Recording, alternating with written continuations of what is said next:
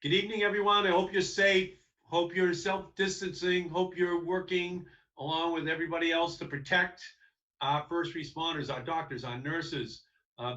People who drive a cab or an Uber or work as a clerk in a supermarket.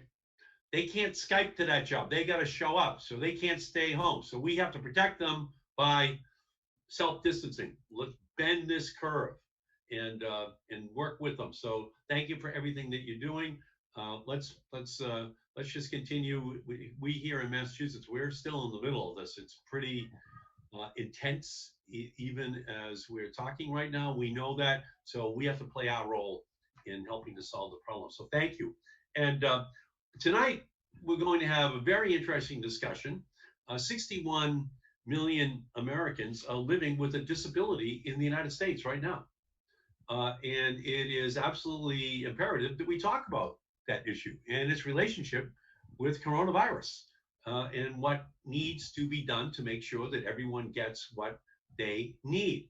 So I'm joined today by two incredible leaders, nationally renowned.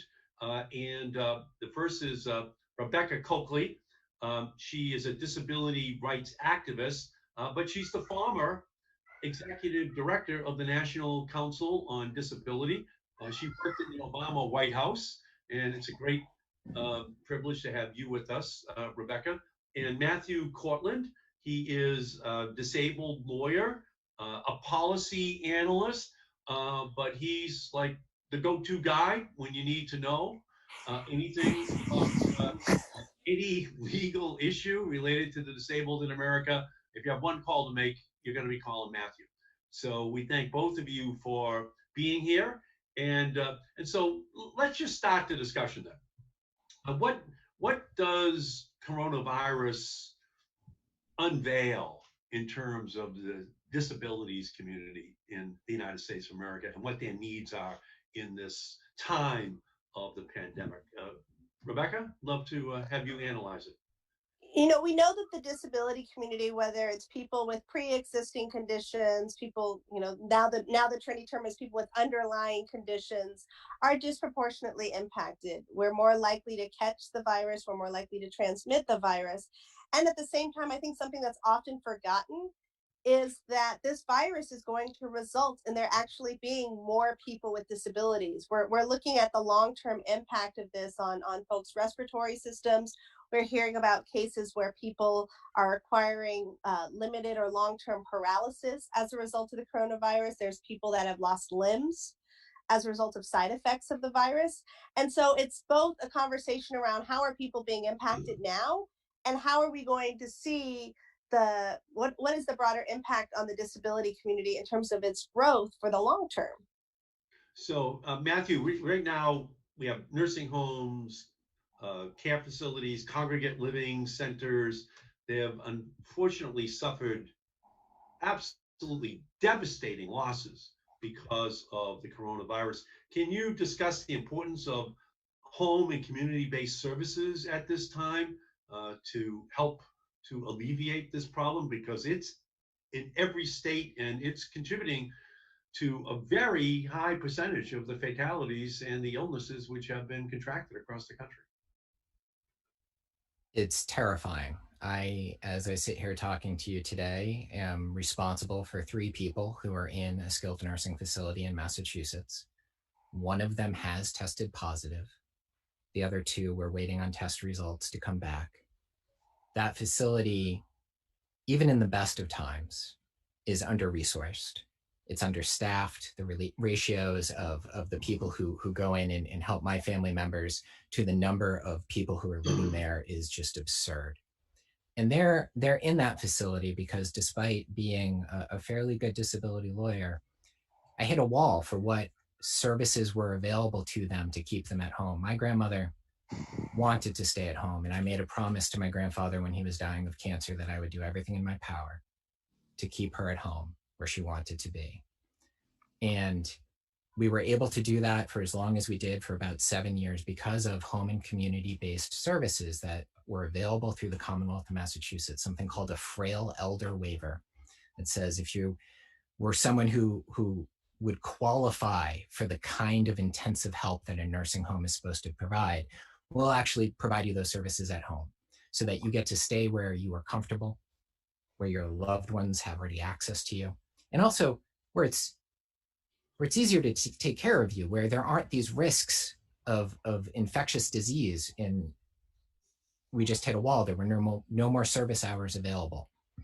And so several years ago, I had to make the call, as hard as it was, to say, where we can't do this anymore. It's not safe.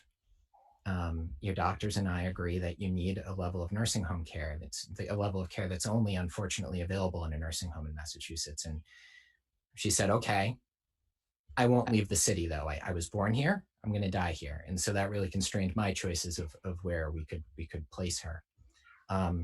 And right now I'm not allowed to go visit, even though she has an active healthcare proxy, which means she's not able to make her own medical decisions. Legally, I stand in her shoes, but I can't go check on her. I can't go talk to her doctors, and I understand why. It's a safety issue, but the point here really is that people who want to be at home, we should do everything in our power to keep them at home. And right now, forcing people into institutions like a nursing home because they can't get what they need to live safely at home is really pouring gasoline on the fire. Because as you know, Senator, our skilled nursing facilities in the state are just being ravaged right now. The death toll in some of the facilities like the Soldiers Home are just obscene.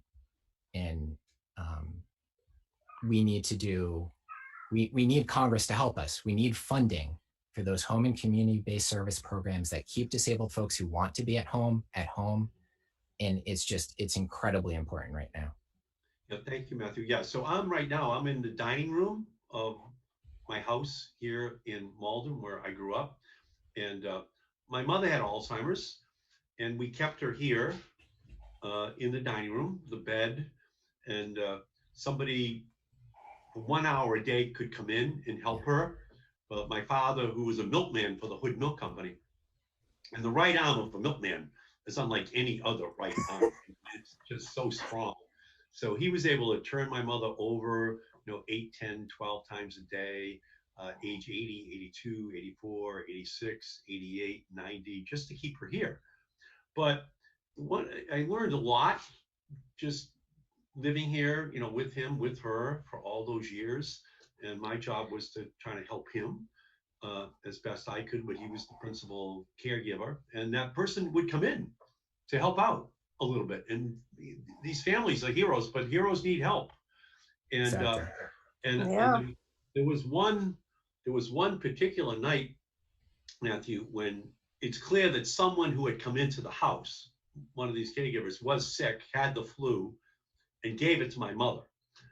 It was a wicked flu. I mean, it was wicked how sick she got that night and the next night as well. And I'll never forget those 2 nights. And that just kind of comes back then to this point that you were making, Matthew, about the family member who is in one of these places that take care of people who are sick. And by the way, there are 5 million people with Alzheimer's. Yeah. So we're going to learn a lot. We're going to learn a lot about how many of these people did have Alzheimer's who are in these facilities. But there was no protective gear for the healthcare worker, and there was no protective gear for the senior who was in the nursing home. Yeah. And there still isn't, to a very large extent.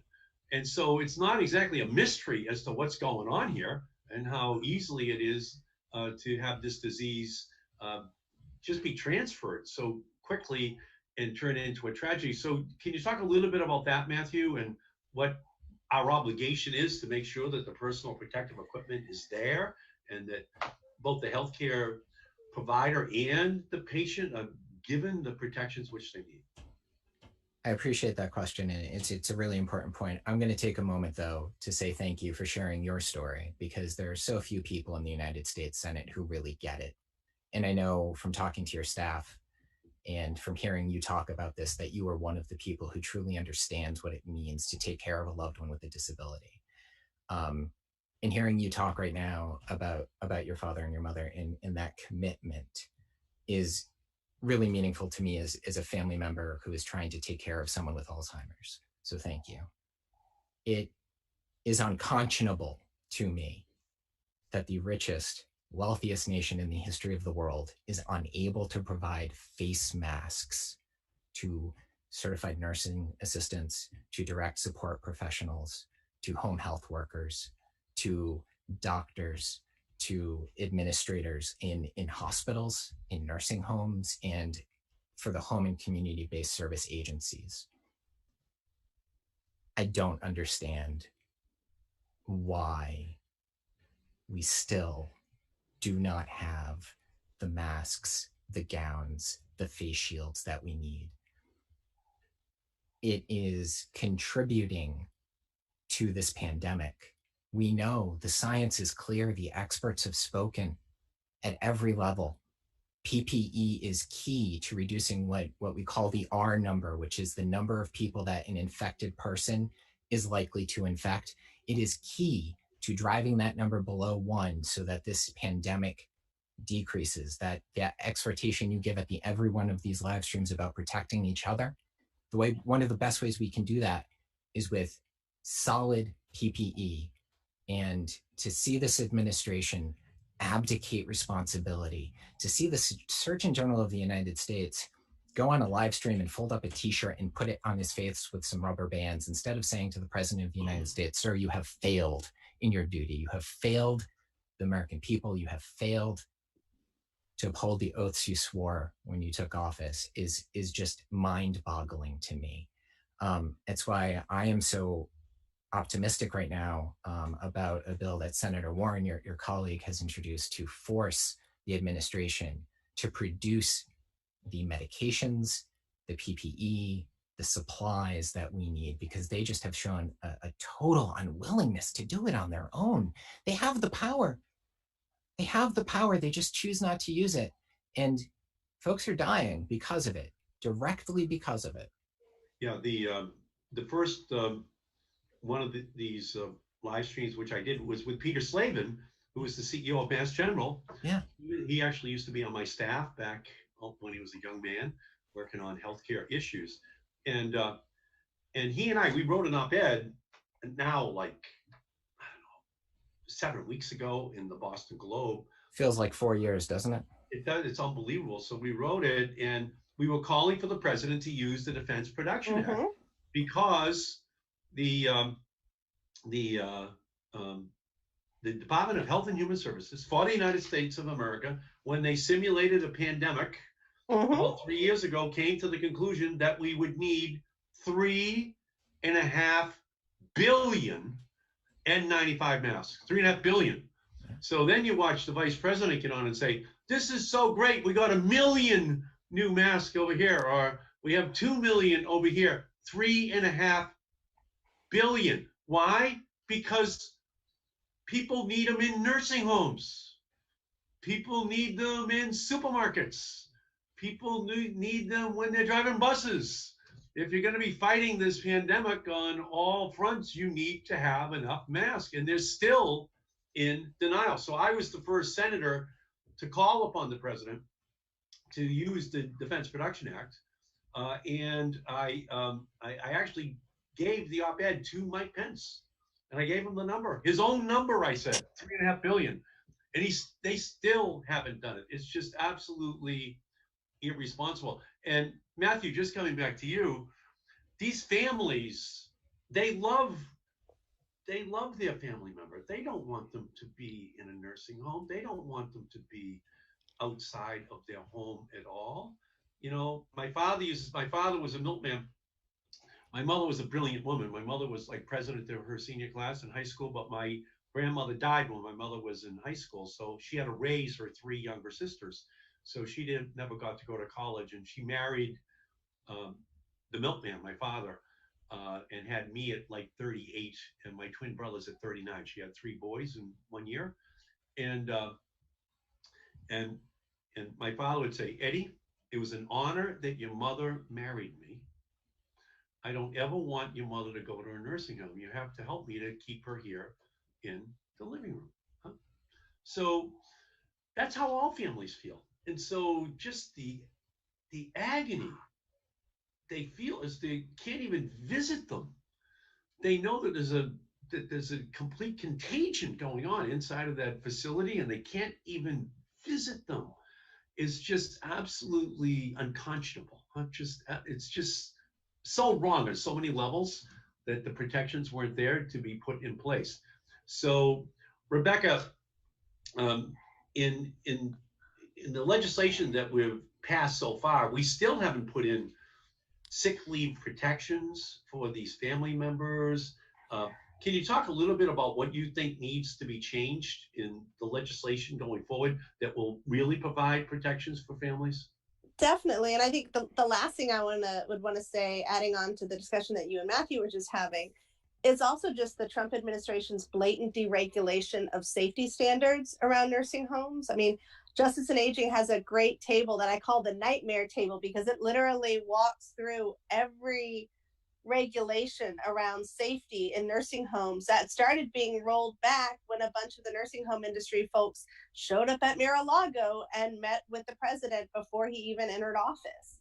You know, regulations around the need to have a full-time infection control specialist at every nursing home, regulations on nurse to patient ratios, the very things that we know would make these places safe were completely undermined starting day one of the Trump administration. And it's so dangerous. So just take one regulation that he took off the books that then today contributes to this problem that we have in nursing homes. I mean, the infection control piece is just massive.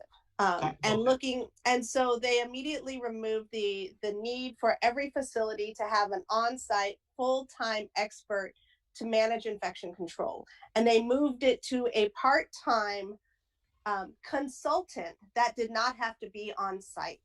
So what that means is quite literally, instead of having eyes on your people and boots on the ground, you had someone that could check in via email. You had somebody that didn't know the patients, didn't know the doctors, didn't know what nurses might be working at multiple centers, or what nurses might be working, you know, a full shift at a nursing home and then going to provide like home health for other people. So there was nobody monitoring the cross-contamination at nursing homes like the ones that we saw particularly in Washington State and New York and New Jersey and now around the country that have really become epicenters for a lot of this.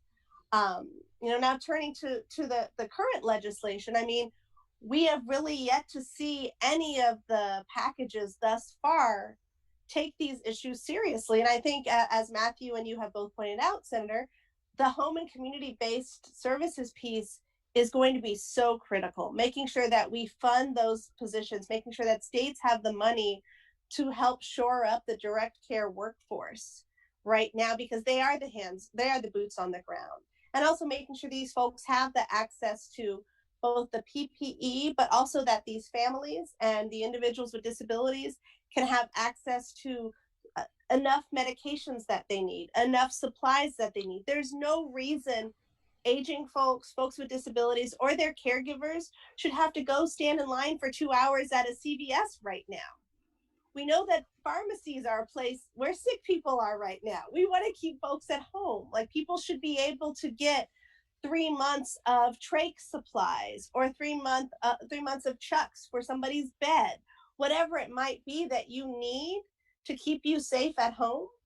That needs to be in legislation, and folks need to be supported in staying home and staying well. So talk about that. So in terms of the prescription drug support that the chronically ill, the disabled need during this crisis, talk about, again, specifically, what would you like to see be put in place to guarantee that they get the help which they need during this? You know, we would like to see an increased FMAP that would push for every state to have. And FMAP stands for? Of course, you're going to ask me now this, and I'm having a total blonde moment as a redhead. Matthew, remind me what an FMAP is. No. Just tell the people who are watching, what does that mean, FMAP? What does it mean? It's funding specifically set aside within the Medicaid program. And what we would like to see it do is specifically ensure that every state Medicaid program have a mail order pharmacy so that people would not have to go out to the pharmacy in order to get their meds.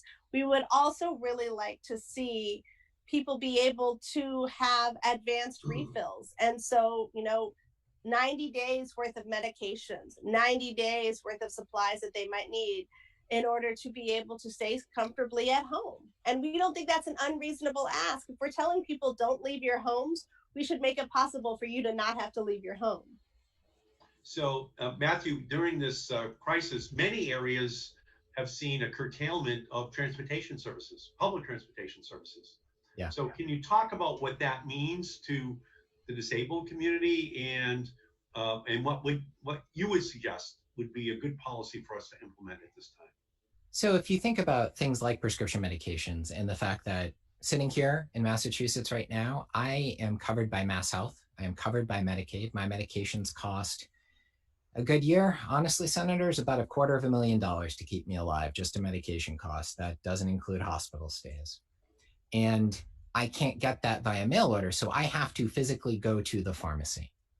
And that's the case for many, many folks who are chronically ill and disabled. And what we're seeing is, because of legitimate public health concerns around infection control, and you don't want to have, packed buses, that would be bad. And there aren't masks for everyone to wear on the buses. And so what are planners and policymakers trying to do? Well, unfortunately, we're seeing accessible transit options for the disability community not be funded right now. In Massachusetts, where we talk about the ride for the T, the paratransit service, you can call them up, they roll a van to you and they're supposed to take you to the doctor or the pharmacy. The people I'm talking to, ride drivers don't have PPE. They're folding up paper towels, wet paper towels, and sticking them in like, do we value these people's lives or not? I think we should. I think they deserve better than that. I think the folks who are taking care of other people deserve better than that. And it doesn't matter whether or not they're working in a hospital or if they're driving a van for MBTA. They deserve better. Also, so do the disabled people that they're driving around.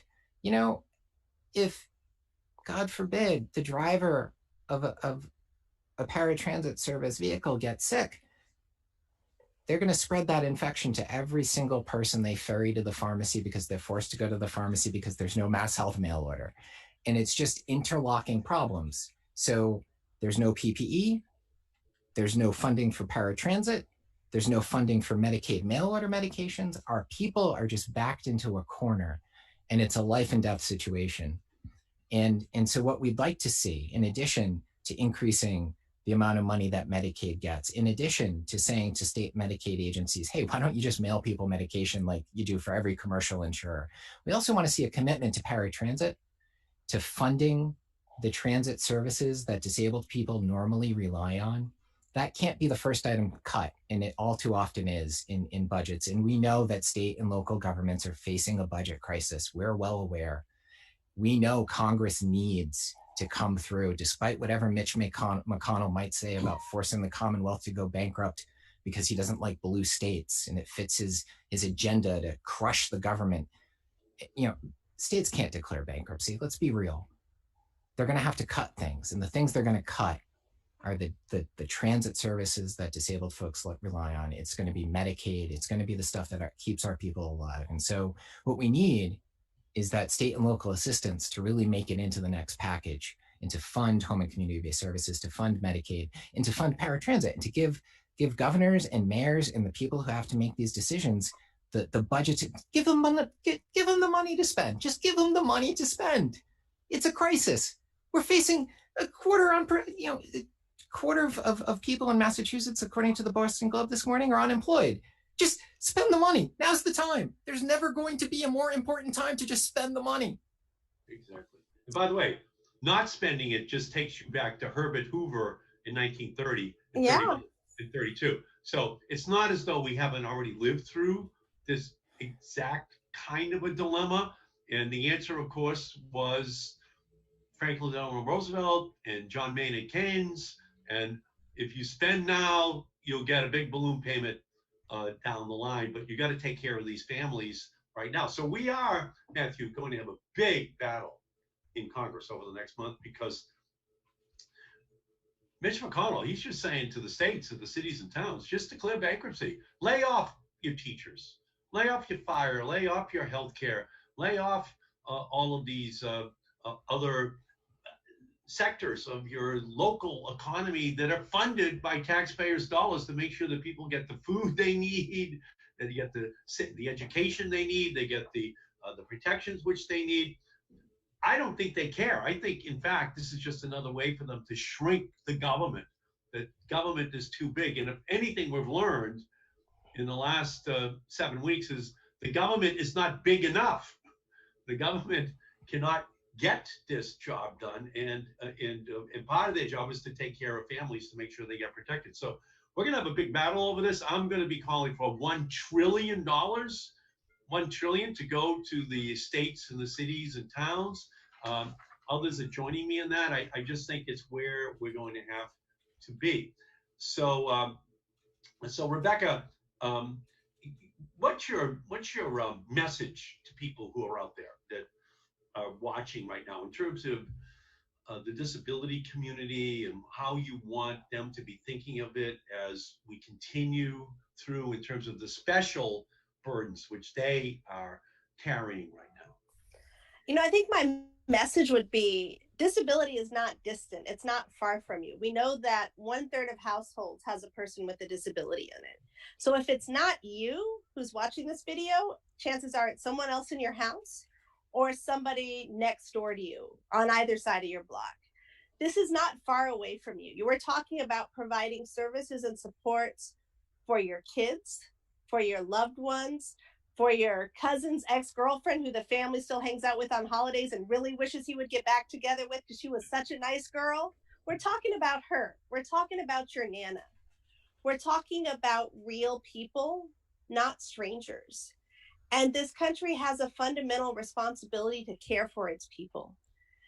And instead, you know, of going down Mitch McConnell's path of only caring for people in certain states, or only caring for gun owners, or only caring for big pharma, we need to be caring about, you know, your sister, your friend, your teacher. And that's what really matters in this time, is making sure that our people, that, you know, our folks have what they need to live. We're not talking about sitting at home eating bonbons and watching lifestyles of the rich and famous. That's not our reality right now. People with disabilities are not fakers, takers, and money makers.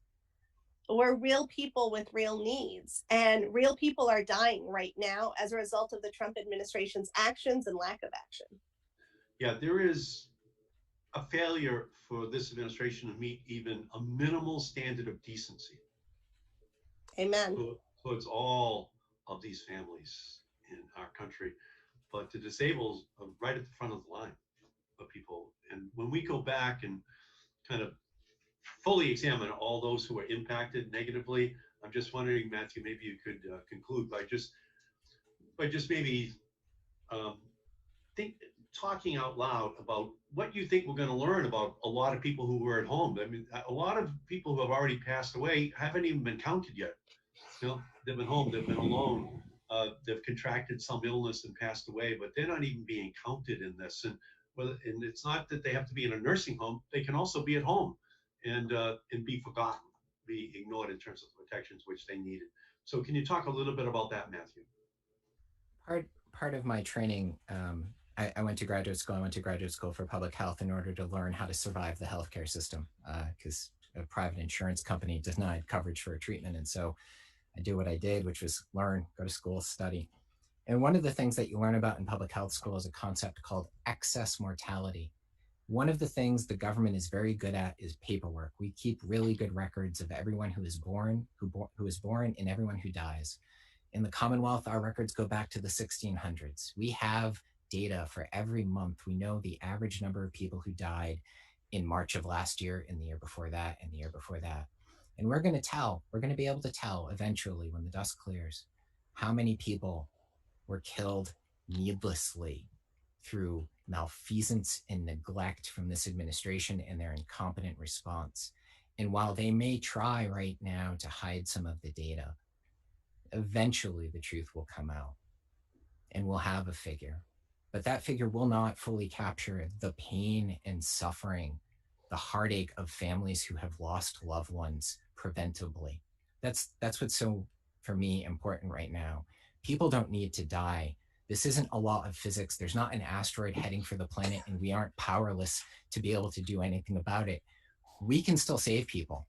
We can save people in skilled nursing facilities. We can save people who are disabled and at home right now, relying on home and community-based services. And we can do it in part by being Markey Democrats, people who understand what it's like to care for a loved one at home, who made that commitment as a family to do the right thing. We can make that commitment as a country, as a state, and as a country to do the right thing.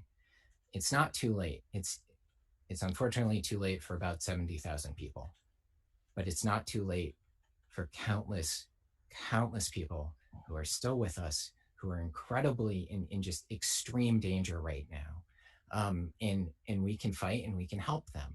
And we can do it by backing you and other leaders in the Senate, reaching out to our senators, no matter where you are in the country, reaching out to your senators and your congressperson and demanding that they back the $1 trillion in aid, demanding they back money for home and community-based services.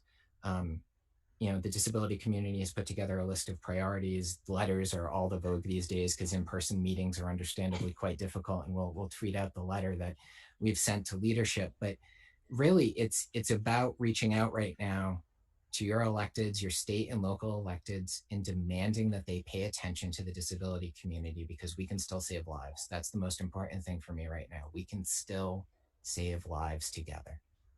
So the president is already declaring victory and patting himself on the back. He's going to get some kind of disorder for from all the times he's patting himself on the back. Even as this problem is still out there and is likely to recur in the fall if we haven't learned the lessons of what we're going through right now in terms of our inadequacies.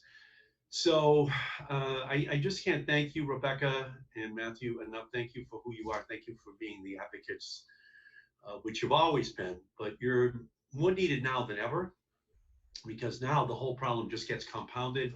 And we could actually see, because if you kick these Republicans in the heart, you're going to break your toe. We could actually see them saying, I'm sorry, there's no money. Yeah. I'm sorry, we can't take care of these problems. I'm sorry, even the programs we have are going to have to be cut. It's just unfortunate. We really don't want to do it, but we are more like Herbert Hoover than we are like Franklin Delano or Roosevelt, trying to move towards the problem and funding the solutions to the problem. So we do have a moral challenge that our country is facing right now, and the disabled community is right at the top of the list. And many of them are elderly. So I mean, there's many of them who are in a especially vulnerable category, and we're not talking enough about it. And I know that when we come back, we're going to see that it was the minorities in Chelsea, and it was those disabled and seniors who just weren't given the protections they needed because they weren't considered to be as important as they should have been, that paid the biggest price because of the lack of government foresight in putting the protections in place. So it's my great honor to have the two of you on. And again, I'm going to give you both 1 more minute. Each take 1 minute and give a message to the people who are watching right now that you want them to know about the disabled community and the help which they need. Let me start with you, Matthew. First, thank you for watching. There's a lot of live streams out there right now, and thank you for spending this time with us. It doesn't have to be this way. The last weeks have been hard for so many of us, challenging, and we are trying to take care of kids in homeschooling, trying to get medications. Medical appointments have been canceled. Jobs have radically upended for so many people. It is a time of chaos and challenge. And frankly, we deserve better from our leadership, from our federal government, and from the Senate Majority Leader. And we are not powerless. We are going to have an election. You are going to get to vote for who you want to represent your interests. I know who I want to represent mine. And in the meantime, pick up the phone, dial the US Capitol switchboard, ask to be put through to your senators and your representative, and tell them to stand with Ed Markey in demanding $1 trillion of state and local aid, because that matters to the disability community and so many other communities. Tell them to fund home and community-based services that will keep disabled people from being institutionalized right now, because institutions are death traps, more so now than they've ever been. We are not powerless. I know so often it feels right now like we are, but if we accept that false reality that some would have us believe, they've won, and we can't let them win right now. Thank you, Matthew. And Rebecca, you have the last word. It's funny hearing you reference FDR, because FDR has a very special place in my heart on any number of reasons. And when I think of FDR, I think about the people with disabilities that fought to have a statue of FDR with him in his wheelchair at the FDR Memorial. And what that reminds me of, and I was watching Crip Camp the other night, which is the documentary around the disability activists that founded the independent living movement. What those serve to remind me of is how strong our community is. Our community is a strong community. Our community saved the Affordable Care Act. Our community fought for kids like me, and now for my children, to be able to access a free and appropriate public education in the least restrictive environment. Our community managed to get almost every single Democratic presidential candidate to release a disability public plan in this election, which has never happened before. Our community, including FDR, got the White House made accessible. We're not weak. We are stronger than we ever know. I mean, I one of the things that I said to somebody the other day, and they asked how long Matthew and I had been working together on stuff, and I was like, oh, we just met during the Trump administration, because things were so bad that we all started really pulling together cohesively across the disability community, across the chronic illness community, to work together on these things and on this fight. And it's that we need all of you. If you're at home and you're a person with an eating disorder, you count as a part of the disability community. If you have Crohn's, fibromyalgia, chronic fatigue, if you're a woman and some man doctor in your life has told you that it's not real, that it's all in your head, you're part of the community. We need you. If you're a person with PTSD, you're part of the disability community. And all of these attacks attack all of us. So as Matthew said, pick up the phone and call your member, tweet them, tweet the heck out of them. Fill their inboxes. That's what they need to know. They need to know that they are accountable to us. And we have members that are listening. You, Senator, Senator Warren, Senator Casey, Senator Brown. We have more members that are listening to us than I even remember there being back in the late 80s, early 90s around the ADA fight. But y'all all need to hear from everybody out there. So if you're out there, pick up the phone, pick up your Twitter. Reach out. We need you now more than ever. We do need them now more than ever. We're in the crisis right now, and we need everyone to be up and energized the way they were to get FDR elected, to change our country. We're at an FDR moment once again. We are. And we have to organize, not agonize. We have to get out there, do the work, have people who are standing up and taking their generational responsibility, make sure that what happened in the 30s happens again now and in 2021, when we'll have a blank slate that we're able to write on in terms of what should be the rights for every person in our country. And Matthew, I'm married to a Korea Public Health Service doctor. She retired as a 2-star admiral in the Public Health Service, Assistant Surgeon General of the United States. So she actually had me back on January 23rd write a letter to HHS asking them to please give us the briefing on the coronavirus. On January 27th, I wrote a letter to the president calling upon him to name a czar on January 27th. We haven't even had a case yet in Massachusetts.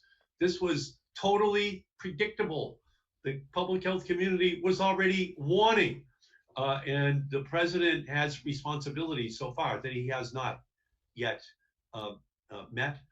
We have a job to put the pressure on him to make sure that there's a political price he's going to pay if he doesn't do the right thing right now and throughout this, the entirety of the pandemic. And the two of you are just inspirational leaders. And I thank you for everything that you do every single day. It's my honor to have had you had this conversation with you tonight. Thank you so much. Thank you so much, Senator.